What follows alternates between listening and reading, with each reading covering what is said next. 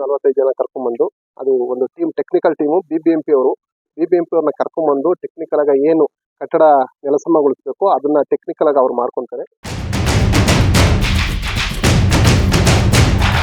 ಪುರಸಭೆಗಾಗ್ಲಿ ಮತ್ತೆ ಪೊಲೀಸ್ ಇಲಾಖೆಗೆ ಒಂದು ಮನವಿ ಏನಂದ್ರೆ, ಈ ಅಕ್ರಮ ಸಿಲಿಂಡರ್ಗಳು ಇವುಗಳನ್ನ ಆದಷ್ಟು ಮಟ್ಟಿಗೆ ತಕ್ಕ ಮಟ್ಟಿಗೆ ಬ್ಯಾನ್ ಮಾಡಬೇಕು.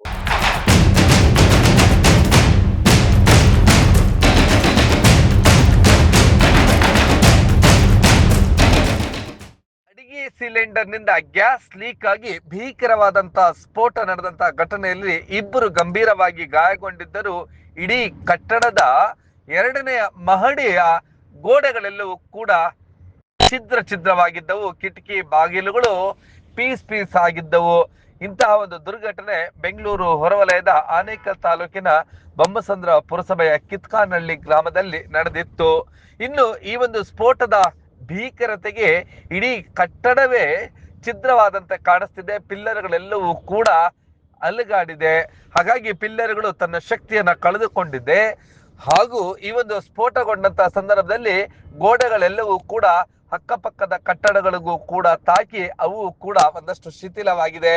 ಇನ್ನು ಈ ಒಂದು ಕಟ್ಟಡ ಈಗ ಬಾಳಿಕೆಗೆ ಯೋಗ್ಯವಲ್ಲ ಅಂತೇಳಿ ತಜ್ಞರು ನೀಡಿದ ವರದಿಯ ನಂತರ ಈ ಒಂದು ಕಟ್ಟಡವನ್ನ ತೆರವುಗೊಳಿಸಲು ಇದಕ್ಕಾಗಿ ಎಲ್ಲ ರೀತಿಯಾದಂತಹ ತಯಾರಿಗಳು, ಕೆಳಗಡೆಯಿಂದಲೂ ಕೂಡ ಜಾಕ್ಗಳನ್ನ ಹಾಕಿ ಮೇಲ್ಗಡೆಯಿಂದ ಅಂದ್ರೆ 3ನೇ ಮಹಡಿಯಿಂದ ಇದನ್ನ ತೆರವುಗೊಳಿಸಬೇಕಾಗುತ್ತದೆ.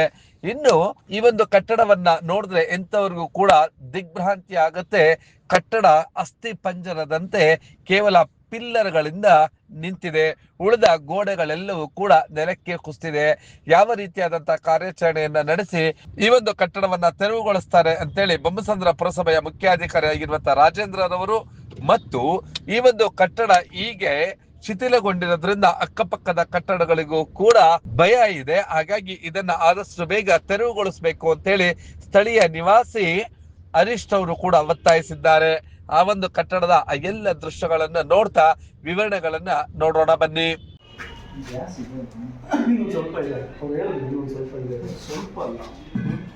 ಜಾಸ್ತಿ ಇದೆ, ಹಾರ್ಡ್ಲಿ 1 or 2 kg ಅಷ್ಟೇ ಹೋಗಿದೆ. ಇದು ಆಲ್ಮೋಸ್ಟ್ ಫುಲ್ ಇದೆ ಸರ್. 1 or 2 kg ಇಷ್ಟೆಲ್ಲ ಡ್ಯಾಮೇಜ್ ಆಗುತ್ತೆ. 2 ಸಿಲಿಂಡರ್. ಅದು ಇನ್ನೊಂದು ಗೊತ್ತಿಲ್ಲ. ಫುಲ್ ಇದೆ ಸರ್, ವೆಯ್ಟ್ ಹಾಕಿಲ್ಲ, ಫುಲ್ ಇದೆ. 1 kg ಏನೋ ಕಮ್ಮಿ ಆಗಿರ್ಬೋದು ಅಷ್ಟೇ. 1 kg 2 kg ಎಲ್ಲ ಈ ಥರ ಡ್ಯಾಮೇಜ್ ಆಗಲ್ಲ. ಇಲ್ಲಿ ಯಾರು ಸ್ಕೇಲ್ ಸಿಗೋದಾ? ತೊಗೊಂಡ್ಬಂದ್ರೆ ಇಲ್ಲೇ ತೊಗೊಂಡು ಹೋಗ್ಬಿಡಿ, ಸಿಲಿಂಡರ್ ಎಲ್ಲೂ ತೊಗೊಂಡು ಹೋಗ್ಬಿಡಿ, ಇಲ್ಲೇ ತೊಗೊಂಡ್ಬರ್ಬೋದಾ?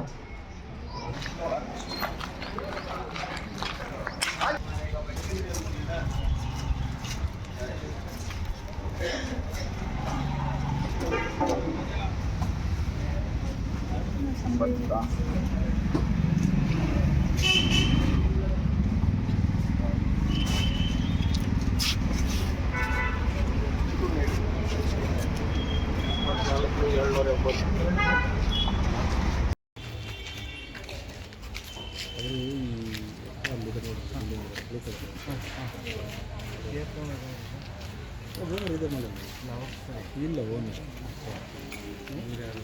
ಏನು ಜೀವನ ಇನ್ನೂ ತೋರಿಸಿದ್ರೆ ಬಾರಿಗೆ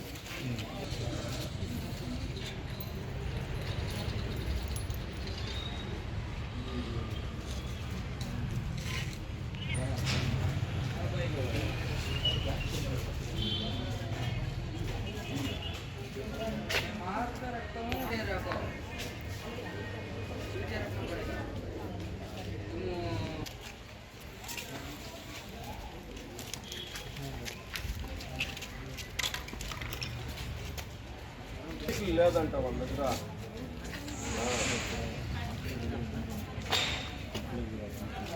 వస్తా ఉండే అదే బిల్డింగ్కి వస్తాయి, నువ్వు ఎక్కిండి వస్తుంది ఆ బిల్డింగ్కి వస్తాయి.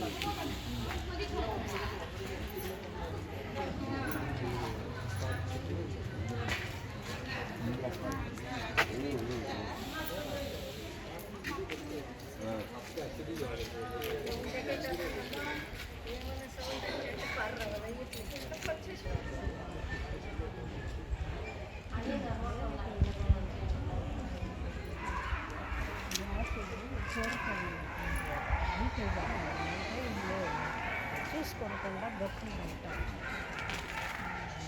అదేం చేశారు, లైట్ ఆన్ చేసేటప్పుడు ఫోర్స్గా కొట్టినాడు. ఆటోకి కొట్టి గోడలో కొడుతూనే ಹೌದು, ನಿನ್ನೆ ಬೊಮ್ಮಸಂದ್ರ ಪುರಸಭೆ ವ್ಯಾಪ್ತಿಯ ಕಿತ್ಗಾನಹಳ್ಳಿಯಲ್ಲಿ ಸಿಲಿಂಡರ್ ನಿಂದ ಗ್ಯಾಸ್ ಲೀಕ್ ಆಗಿ ಈ ಒಂದು ರೂಮ್ ನಲ್ಲಿದ್ದಂತಹ ವ್ಯಕ್ತಿಯೋರ್ವ ಲೈಟ್ ನ ಸ್ವಿಚ್ ಆನ್ ಮಾಡಿದಂತ ಸಂದರ್ಭದಲ್ಲಿ ಇದು ಅಗ್ನಿಸ್ಪರ್ಶವಾಗಿ ಸ್ಫೋಟಗೊಂಡಿತ್ತು. ಈ ಭೀಕರವಾದ ಸ್ಫೋಟಕ್ಕೆ ಇಡೀ ಕಟ್ಟಡವೇ ಇದೀಗ ಶಿಥಿಲಗೊಂಡಿದೆ ಮತ್ತು ಅಸ್ಥಿ ಪಂಜರದಂತೆ ಕಾಣಿಸ್ತಿದೆ. ಇದನ್ನ ತೆರವುಗೊಳಿಸುವುದರ ಬಗ್ಗೆ ಬೊಮ್ಮಸಂದ್ರ ಪುರಸಭೆಯ ಮುಖ್ಯಾಧಿಕಾರಿ ರಾಜೇಂದ್ರರವರು ವಿವರಿಸಿದ್ದು ಹೀಗೆ. ಬೊಮ್ಮಸಂದ್ರ ಪುರಸಭೆ ವ್ಯಾಪ್ತಿಯಲ್ಲಿ ನಿನ್ನೆ ಒಂದು ಗ್ಯಾಸ್ ಸಿಲಿಂಡರ್ ಸ್ಫೋಟಗೊಂಡು ಒಂದು ಅವಘಡ ಆಗಿದೆ. ಈ ಅವಘಡ ಸಂಬಂಧವಾಗಿ ನಿನ್ನೆನೆ ಮುಂಜಾಗ್ರತಾ ಕ್ರಮವಾಗಿ ಪುರಸಭೆಯಿಂದ ನಾವು ಕೈಗೊಳ್ಳಬೇಕಾದ ಮುಂಜಾಗ್ರತಾ ಕ್ರಮವನ್ನು ಕೈಗೊಂಡಿದ್ದೀವಿ. ಅದ್ರ ಜೊತೆಗೆ ನಮ್ಮ ಪೊಲೀಸ್ ಇಲಾಖೆ, ಅಗ್ನಿಶಾಮಕ ಇಲಾಖೆಯೊಂದಿಗೆ ಸಹಕಾರದೊಂದಿಗೆ ಏನು ಪೂರ್ವ ಸಿದ್ಧತೆಯನ್ನು ತಗೊಂಡು ಇಂದು ಈ ಕಟ್ಟಡವನ್ನ ಅಂದ್ರೆ ಏನು ಕಾನೂನುಬದ್ಧವಾಗಿ ಹಾಗೂ ಅಕ್ಕಪಕ್ಕದ ಮನೆಗಳಿಗೆ ತೊಂದರೆ ಆಗದಲೇ ರೀತಿ ನಾವು ತೆರವುಗೊಳಿಸುವಂತ ಕಾರ್ಯವನ್ನು ಇಟ್ಕೊಂಡಿದ್ದೀವಿ. ಸದ್ಯದಲ್ಲೇ ಇನ್ನು 1 ಗಂಟೆಯಲ್ಲಿ ಈ ಕಾರ್ಯ ಶುರುವಾಗ್ತಾ ಇದೆ. ಸುಮಾರು ಇದಕ್ಕೆ ಒಂದು 40 ರಿಂದ 45 ಜನ ಇದಕ್ಕೆ ಅಂತಾನೆ ಒಂದು ಸ್ಪೆಷಲ್ ಟೀಮ್ ಅಂತ ಬಂದಿದೆ. ಆ ಸ್ಪೆಷಲ್ ಟೀಮ್ ಕಡೆಯಿಂದ ನಾವು ಇಂದು ಮತ್ತೆ ನಾಳೆ ಈ 2 ದಿನಗಳಲ್ಲಿ ಈ ಕಟ್ಟಡದ ಯಾವುದೇ ಭಾಗಕ್ಕೆ ಅಕ್ಕಪಕ್ಕದ ಜನಗಳಿಗೆ ಹಾಗೂ ಕಟ್ಟಡಗಳಿಗೆ ಯಾವುದೇ ತರದ ಸಮಸ್ಯೆ ಆಗದರೆ ನಾವು ಈ ಕಟ್ಟಡವನ್ನ ತೆರವುಗೊಳಿಸಲಿಕ್ಕೆ ಕ್ರಮ ಕೈಗೊಳ್ತಾ ಇದ್ದೀವಿ. ನಾವು ನಮ್ಮ ಪುರಸಭೆ ವತಿಯಿಂದ ₹1 ಸಹ ನಾವು ಕೊಡ್ತಾ ಇಲ್ಲವ. ಕಟ್ಟಡದ ಮಾಲೀಕರೇ ಅವರು ಒಂದು 40-45 ಜನ ಕರ್ಕೊಂಡ್ಬಂದು, ಅದು ಒಂದು ಟೀಮ್, ಟೆಕ್ನಿಕಲ್ ಟೀಮು ಬಿಬಿಎಂಪಿ ಅವ್ರನ್ನ ಕರ್ಕೊಂಡ್ಬಂದು ಟೆಕ್ನಿಕಲ್ ಆಗಿ ಏನು ಕಟ್ಟಡ ನೆಲಸಮಗೊಳಿಸಬೇಕು ಅದನ್ನ ಟೆಕ್ನಿಕಲ್ ಆಗಿ ಅವ್ರು ಮಾಡ್ಕೊಂತಾರೆ. ಈ ಸಂಬಂಧವಾಗಿ ಪುರಸಭೆಯಿಂದ ನಾವು ₹1 ಸಹ ಕೊಡ್ತಾ ಇಲ್ಲ.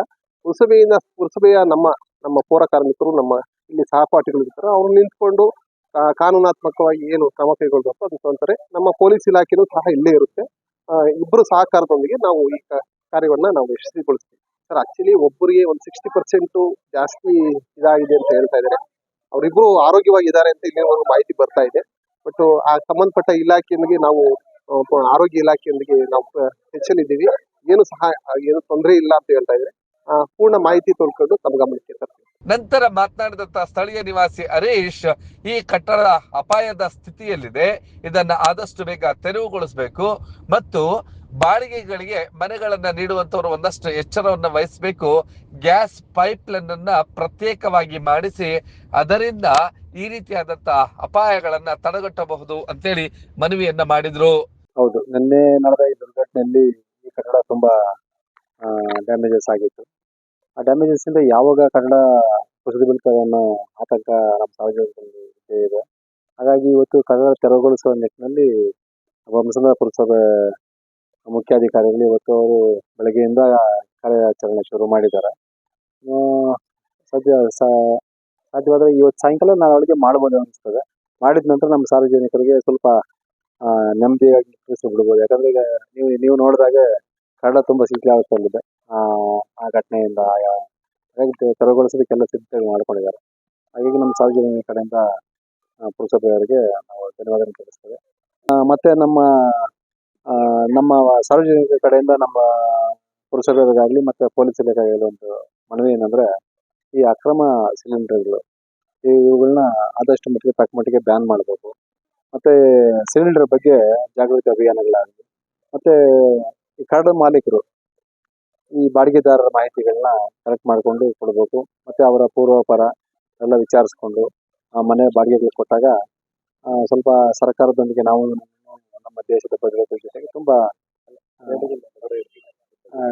ಕೈ ಜೋಡಿಸ್ದಂಗಾಗುತ್ತೆ. ಮತ್ತೆ ಸಿಲಿಂಡರ್ಗಳು ಈ ಅವೇರ್ನೆಸ್ ಮೂಡಿಸೋದ್ರ ಜೊತೆಗೆ ಈ ಮನೆಗಳಿಂದ ಈ ಮಾಲೀಕರು ಮನೆಯಲ್ಲಿ ಕಟ್ಟುವಾಗ ಇಂದನೇ ಸಿಲಿಂಡರ್ ಇಡೋದಕ್ಕೆ ಮನೆಯಿಂದ ಹೊರಗಡೆ ಜಾಗಗಳು ಮಾಡಿ ಮನೆಗಳು ಕಟ್ಟಬೇಕು. ಹಾಗಾಗಿ ಅಂತ ಸಮಯದಲ್ಲಿ ಲೀಕೇಜಸ್ ಆದ್ರೂ ಕೂಡ ಇಂಥ ಅವಘಡಗಳು ನಡೆಯೋ ಸಾಧ್ಯತೆಗಳು ತುಂಬಾ ಕಮ್ಮಿ ಇರ್ತವೆ. ಹಾಗಾಗಿ ಮನೆಗಳು ಕಟ್ಟುವಾಗ ಈ ಪುರಸಭೆಯವರು ಅದಕ್ಕೊಂದು ಮಾನದಂಡ ರೂಪರೇಷೆಗಳು ಸಿದ್ಧ ಮಾಡಿ ಅದಕ್ಕೊಂದು ಮಾನದಂಡ ರೂಪಿಸಿ ಈ ತರ ಮನೆಗಳು ಕಟ್ಟೋರಿಗೆ ಬಿಲ್ಡಿಂಗ್ ಲೈಸೆನ್ಸ್ ಕೊಡುವಾಗಲೇ ಅದನ್ನ ಒಂದು ಕಾನೂನಾಗಿ ಜಾರಿ ಮಾಡಬೇಕಂತ ನಾನು ವೈಯಕ್ತಿಕ ಮತ್ತು ಸಾರ್ವಜನಿಕ ದೃಷ್ಟಿಯಿಂದ ನಾನು ಮನವಿ ಮಾಡಿಕೊಳ್ತೇನೆ. ಹಾಗಾಗಿ ಇವತ್ತು ಈ ಪುರಸಭೆಯವರಿಗೆ ಮತ್ತೊಮ್ಮೆ ತಮ್ಮ ಮಾಧ್ಯಮದ ಮುಖಾಂತರ ಧನ್ಯವಾದಗಳು ತಿಳಿಸ್ತೇನೆ. ಒಟ್ನಲ್ಲಿ ಪದೇ ಪದೇ ಇತ್ತೀಚಿನ ದಿನಗಳಲ್ಲಿ ಸಿಲಿಂಡರ್ಗಳಿಂದ ಗ್ಯಾಸ್ ಸೋರಿಕೆಯಾಗಿ ಈ ರೀತಿಯಾದಂತಹ ಅವಘಡಗಳು ಸಂಭವಿಸುತ್ತಲೇ ಇದೆ. ಇದರ ಬಗ್ಗೆ ಜನರಲ್ಲಿ ಜಾಗೃತಿ ಮೂಡಿಸಿ ಅವಘಡಗಳು ನಡೆಯದಂತೆ ಎಚ್ಚರ ವಹಿಸಬೇಕಾಗಿದೆ.